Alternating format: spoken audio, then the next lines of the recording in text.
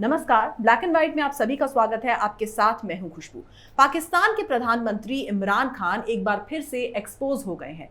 वहां पर एक हिंदू मंदिर के साथ न सिर्फ तोड़फोड़ की गई बल्कि उसे आग के हवाले भी कर दिया गया।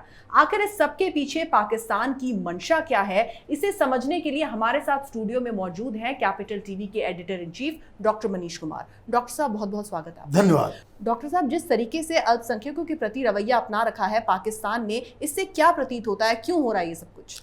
देखिए, हिंदुस्तान में अचानक से लोग चिंता करने लगे, भाई पाकिस्तान के अंदर मंदिर को आग के हवाले कर दिया गया, मंदिर को तोड़ दिया गया। सोशल मीडिया में मैं देख रहा था कि कुछ लोग लिख रहे थे कि वहाँ का पुजारी बिलख बिलख के रो रहा था। जी। कोई पहली बार ऐसी घटना हुई है? एक महीना पहले ये खैबर पख्तूनख्वा में हुआ है, जो इमरान खान का गढ़ है, उसके समर्थकों का, उसकी सरकार वहाँ पे चलती है। एक महीना पहले सिंध में हुआ था, उससे पहले एक गुरुद्वारा में इस तरह से हुआ था, वहाँ के ग्रंथी की बेटी को उठा के लेके गए थे। तो ये तो अथाह है, कराची में, लाहौर में, कौन सी जगह पे ये नहीं होता? और सिर्फ हिंदुओं के खिलाफ क्यों? वहाँ ईसाइयों के खिलाफ भी होता है, वहाँ मसीही कहते हैं वो सबको। पुलिस वाले घुस जाते हैं घर के अंदर, पूरे मोहल्ले के अंदर घुस जाएंगे, ऐसा लगेगा कि कोई वहाँ पे पुलिसिया कार्रवाई चल रही है किसी टेररिस्ट और उसके खिलाफ। घर में घुस के लोग मारते पीटते रेप करते चले जाते, न केस न कार्रवाई न कुछ। ये इतना सारा कुछ हुआ, बवाल मचा। जब पिछली बार एक गुरुद्वारे के ग्रंथी की बेटी को, वो नाबालिग थी, उसको अगवा करा करके उसका धर्म परिवर्तन करा दिया गया, वापस आई? वो लड़की वापस नहीं आएगी, वो वापस आ ही नहीं सकती। ये दरअसल पाकिस्तान के अंदर ये जब इस तरह की घटनाएं होती तो यहाँ पे बहुत सारे लोग जो है छाती पीटने लगते हैं। कई सारे लोग, ये तो खास करके लेफ्ट विंग कमाल से ये पूछना चाहिए, इमरान खान तो इनका हीरो है। जब इमरान खान प्रधानमंत्री बना था, ये नाच रहे थे दिल्ली में, यहाँ पार्टियां चल रही थी कि अब उनके जान पहचान का एक शख्स जो है वो बन गया है प्रधानमंत्री, अब तो रिश्ते जो है सुधर जाएंगे। सारे लोग अपनी अपनी गोटियां जो है वो सेकने में लग गए। उस समय जब प्रधानमंत्री वो बने थे, गूगल कीजिए और आर्टिकल्स पढ़िए, देखिए, ऐसा लग रहा था कि भाई इमरान खान ना हुआ कि भाई इनके घर का कोई लड़का जो है वो पाकिस्तान का प्राइम मिनिस्टर बन गया। ये इस तरह से खुशियां मना रहे थे क्या पाकिस्तान जो है बदल जाएगा। देखिए क्या हुआ, और ये अभी क्यों हो रहा है ये भी समझना जरूरी है। ये बीच बीच में ऐसा क्यों होता रहता है? देखिए, बॉटम लाइन बिल्कुल और क्लैरिटी इसमें होनी चाहिए। पाकिस्तान एक इस्लामिक मुल्क है, वो कोई सेकुलर कंट्री नहीं है।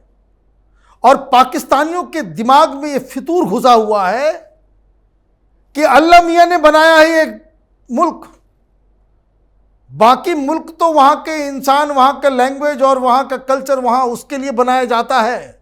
दुनिया का अकेला ये मुल्क है जो इस्लाम के नाम पे बना है। अब आप समझिए दिमाग में कहां कहां बीमारी है।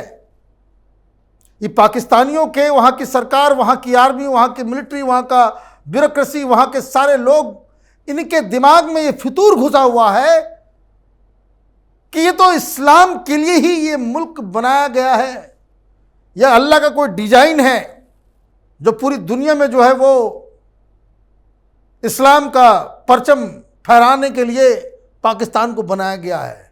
और जब इन्होंने अपना न्यूक्लियर बम फोड़ा था, टेस्ट किया था उधार वाला, तो उसमें इन्होंने कहा नाम दे दिया इस्लामिक बॉम्ब, है ना।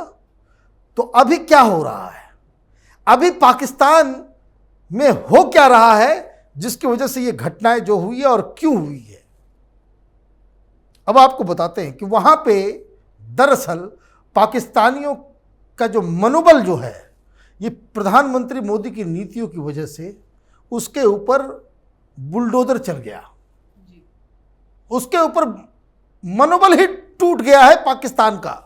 ये पिछले 6 सालों में जो काम हिंदुस्तान की सरकार आज तक नहीं कर सकी वो काम पिछले 6 साल में हुआ है।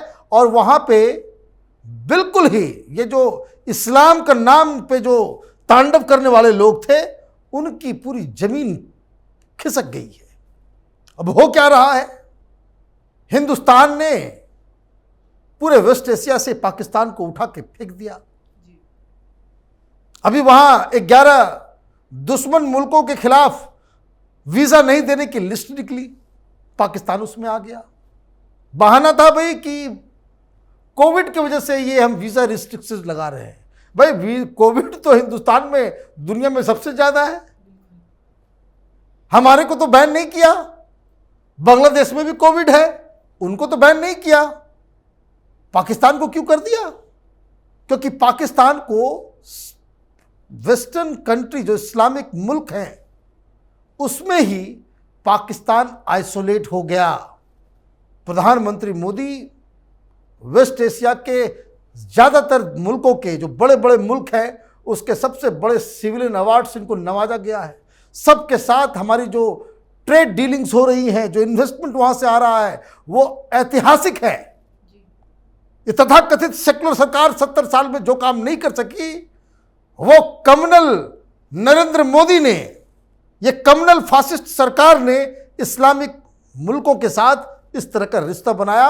और ये घेराबंदी जो हुई उसमें पाकिस्तान आइसोलेट हो गया। कश्मीर को हमने कब्जा कर लिया, जो हमारा था उसके ऊपर जो कानूनी जो बाधाएं थी उसको खत्म करके अपने हिस्से में मिला लिया, बिना एक बूंद खून का कतरा गिरे हुए। अब पाकिस्तान वाले चिल्लाते रह गए, ओआईसी में आवाज उठाया जाए तो यहां उठाया जाए, वहां उठाया जाए, सब जगह से खत्म। और रिश्ते सिर्फ आइसोलेशन ही नहीं है, ये जो सऊदी के पैसे से, यूएई के पैसे से ये अपनी इकॉनमी चला रहे थे, इन लोगों ने कर्ज तक देना बंद कर दिया है। जो इनको पेट्रोल के ऊपर, जो गैस के ऊपर जो उनको छूट मिली होती थी कि पहले तुम ले जाओ बाद में पैसे देना, ये सब भी छूट खत्म। और ये हालत पाकिस्तान की ऐसी हो गई कि पाकिस्तान इस्लामिक कंट्री के अंदर, अब वहां पे लोग मजाक करते हैं, वहां पे बहुत सारे एनालिस्ट हैं जो ये कहते हैं कि भाई कहां गया तुम्हारा मुस्लिम उम्मा, कहां गया इस्लामिक ब्रदरहुड, कहां गया इस्लाम के नाम पे जो है बवाल मचाने वाले लोग। तो ये पूरी तरीके से आइसोलेट, और कहां गुलामी खटने जा रही है लोग। अब वहां दिक्कत ये समझिए कि एक तो जो इस्लामिक कंट्रीज हैं उन्होंने लात मार दिया, और ये गुलाम किसके बनने जा रहे हैं? तो चीन के, जहां जिंगजियांग में मुसलमानों को लाइन में खड़ा करके फ्राइडे के दिन जुमे की नमाज होती है उस दिन इन लोगों को पोर्क खिलाया जाता है, सूअर का मांस खिलाया जाता है। आप गूगल कीजिए, आपको मिल जाएगा सारा कुछ। ये सिर्फ पाकिस्तानियों को समझ में नहीं आता, वो अंग्रेजी जानते नहीं लोग वहां पे। अंग्रेजी में छपे समझ में आए तब तो, उर्दू में वो घटिया, वो अखबार घटिया, कम्युनिकेशन, इंटरनेट भी बहुत महंगा, जिस वजह से ये लोग जो है अपना ये सब पता नहीं चलता।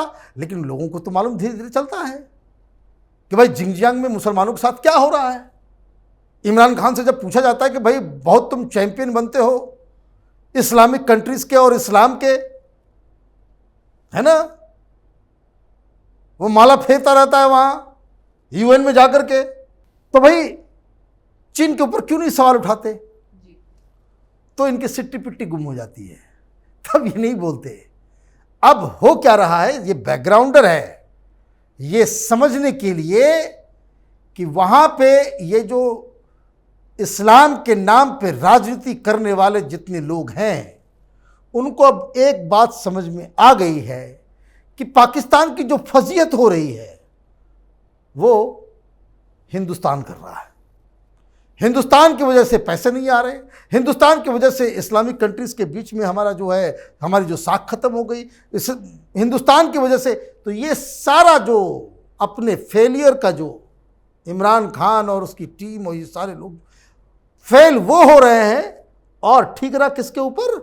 हिंदुस्तान के ऊपर। तो हिंदुस्तान के बारे में वो ये नहीं जानते कि भाई इनके दिमाग में नहीं घुसता जब ये इस्लाम और पाकिस्तान और हिंदुस्तान के बारे में सोचते हैं कि पाकिस्तान से ज़्यादा मुसलमान हिंदुस्तान में बसते हैं, लेकिन उनको लगता है कि भाई हिंदुस्तान हिंदुओं का मुल्क है। और ये जो मोदी आ गया है, ये जो हिंदू फासिस्ट लोग जो है, आप देखिए ये इस तरह का जार्गन ये हिंदुस्तान के लेफ्ट लिबरल कबाल इस्तेमाल करते हैं, यही इमरान खान भी इस्तेमाल करता है कि हिंदू फासिस्ट फोर्सेस आ गई हैं यहाँ पे। तो अब जब चारों तरफ से ये घिर जा रहे हैं, तो इन्होंने अब फैसला कर लिया है कि इसका हिसाब किताब हम दूसरे हिसाब से लेंगे, यहाँ पे हिंदुओं के ऊपर अटैक करेंगे। जी मनीष जी, जिस तरीके से इमरान खान के पास से तो वैसे ही पाकिस्तान की ज़मीन खिसकती नज़र आ रही है, जिस तरह से विपक्षी पार्टियों की तरफ से उन्हें अल्टीमेटम पे अल्टीमेटम दिए जा रहे हैं, लेकिन उसके बाद भी जिस तरह की हरकतें वो अभी भी कर रहे हैं, आपको क्या लगता है कि किस तरीके से उनकी मुश्किलें बढ़ेंगी इससे?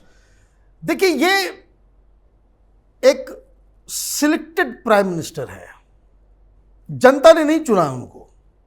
जिस वक्त जो पाकिस्तान का एक सिस्टम समझ लीजिए कि पाकिस्तान में जिस दिन चुनाव होता है उस दिन रिजल्ट आ जाता है, और कोई वहाँ पे ईवीएम नहीं होता कि बटन दबा करके, इलेक्ट्रॉनिक सिस्टम नहीं है, वो बैलेट में ही डालते हैं।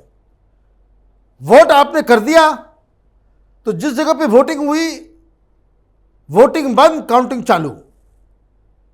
तो जिस जिस जगह पे जितने जो पोलिंग बूथ में 1000-1500 वोट होता है वो काउंट करके चले जाते हैं।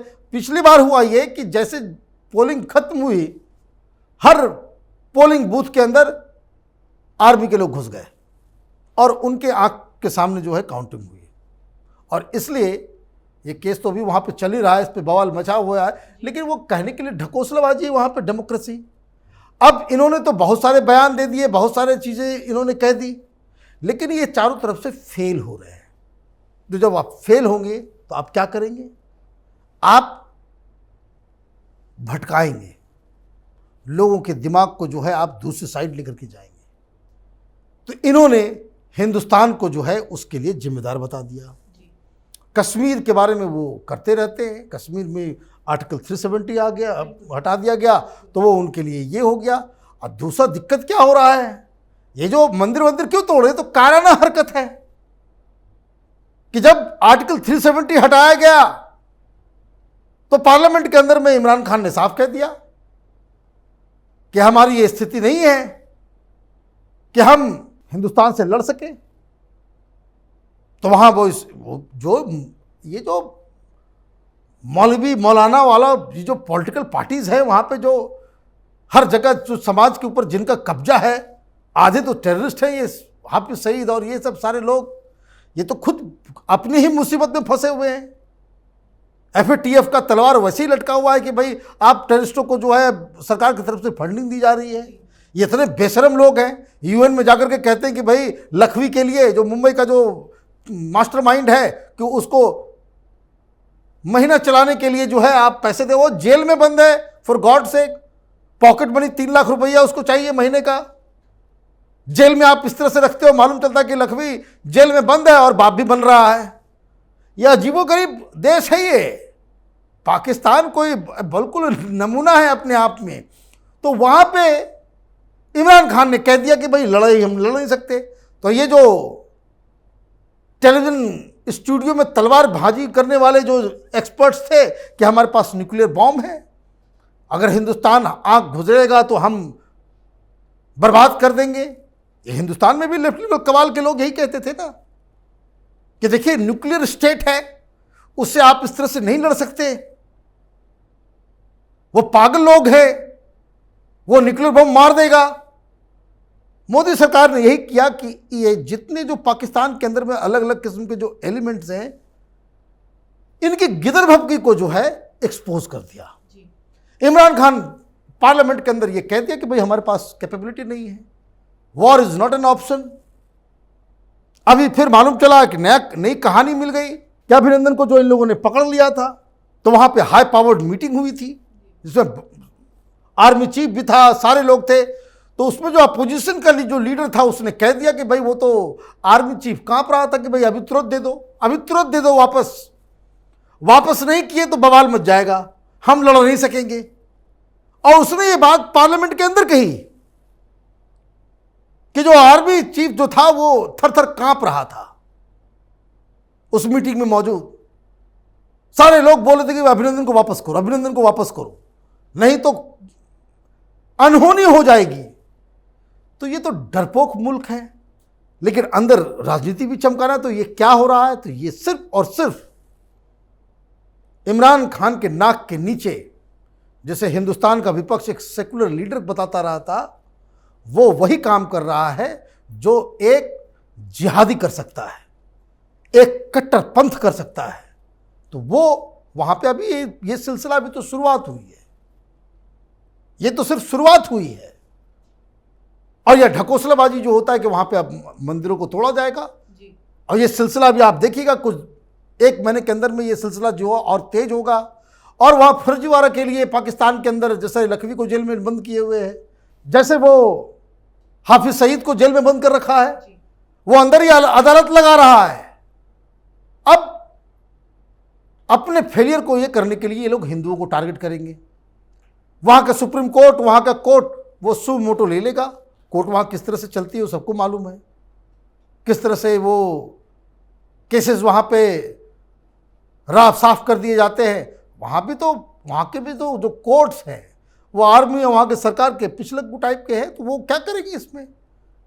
और हिंदुस्तान भी खाना पूर्ति कर देगा कि भाई आप उसके विदेश मंत्रालय, उसके एम्बेसी, उसके एम्बेसडर के सामने आप कड़ी निंदा कर देंगे कि भाई हिंदुओं के मंदिर को आप इस तरह से मत करें। भाई इस्लामिक मुल्क है, वहाँ का काम ही नहीं है। ये तो मूर्खता हमारी है कि जो हम ये समझते कि भाई पाकिस्तान में भी हिंदू में, जैसे हिंदुस्तान में सारी मस्जिदें सुरक्षित है विवादित जगहों को छोड़ के, तो उस तरीके से पाकिस्तान में भी जिस तरह से हिंदुस्तान में मुसलमान रहते हैं पाकिस्तान में हिंदू रहते होंगे। ये तो हमारी बेवकूफ़ी है। वहाँ इस्लाम का राज है, वो एक इस्लामिक मुल्क है। वहाँ पे न मस्जिद चले, मस्जिद के अलावा न वहाँ पे गुरुद्वारा होंगे कुछ दिन बाद, न वहाँ पे चर्च होंगे, न मंदिर होंगे। तो ये सारी चीज़ें तो नोन चीज़ है। ये जो लोग ख्वाबों ख्यालों की दुनिया में रहते हैं कि भाई ब्रदरहुड और ये और वो, बात बिल्कुल साफ़ है। इस्लामिक मुल्क है जहाँ इस्लाम का परचम होगा, जहाँ पे इस्लामिक कट्टरपंथ होंगे, वहाँ न मंदिर होगा, न गुरुद्वारे होंगे, न गिरजाघर होंगे। बात बहुत ही सिंपल है और इस हकीकत को हमें एक्सेप्ट कर लेना चाहिए। जी, बहुत बहुत शुक्रिया मनीष जी इस तमाम जानकारी के लिए। तो जब केंद्र की मोदी सरकार ने कश्मीर से 370 हटाया था तो पाकिस्तान की तरफ से कहा जा रहा था कि भारत अपने आंतरिक मसलों में खुद ही उलझता जा रहा है और 370 हटाकर उसने अपने लिए ही बहुत बड़ा गड्ढा खोद लिया है। लेकिन यहाँ पर उल्टा ही दिख रहा है। नरेंद्र मोदी की जो नीतियां हैं वो पाकिस्तान के लिए ही घातक साबित हो रही हैं, ना कि भारत के लिए। अगर आपको हमारा ये वीडियो पसंद आया तो इसे लाइक करें, शेयर करें और कैपिटल टीवी को सब्सक्राइब करें। नमस्कार।